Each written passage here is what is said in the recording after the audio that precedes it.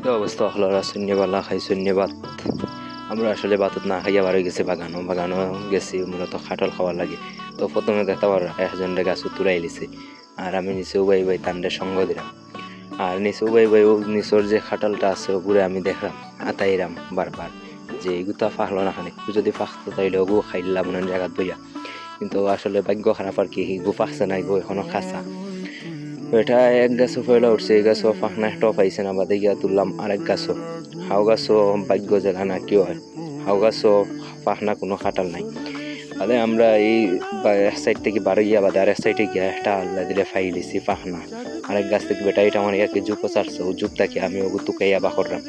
তো তুকাইয়া অবশেষে ফাইছি, কিন্তু ওদের বান্দরে খাওয়া আর খাওয়ার মানুষ লেগার যে ফাঁকনা আছে অলরেডি বান্দরে খাইছে। তো খাটলে গুয়া তো আবার পরে দেখরা কিলান খুশি হয়েছে। আমরা মূলত মানুষ গেছিলাম 3 জন। তো বেটা কিন্তু এখনো গাছও রয়েছে, সেই গাছ থেকে বেটা নামছে এখন মাত্র, নামিয়াও মিয়া আইসে বেটা হওয়ার বাদে আমি তো ওর ফয়লাও লইয়া চাক্কু দিয়ে ফয়লা খাটিয়া 1-2-3 মারি দিছি। বাদে গেলাম নিরাই একটা জায়গাত গিয়ে ওগুলো খাটিয়া আমরা খাইলাম। খাওয়া দাওয়ার পরে আবার আর একটার খুঁজে বেরোইলাম। আজকের ভিডিও ও পর্যন্তই।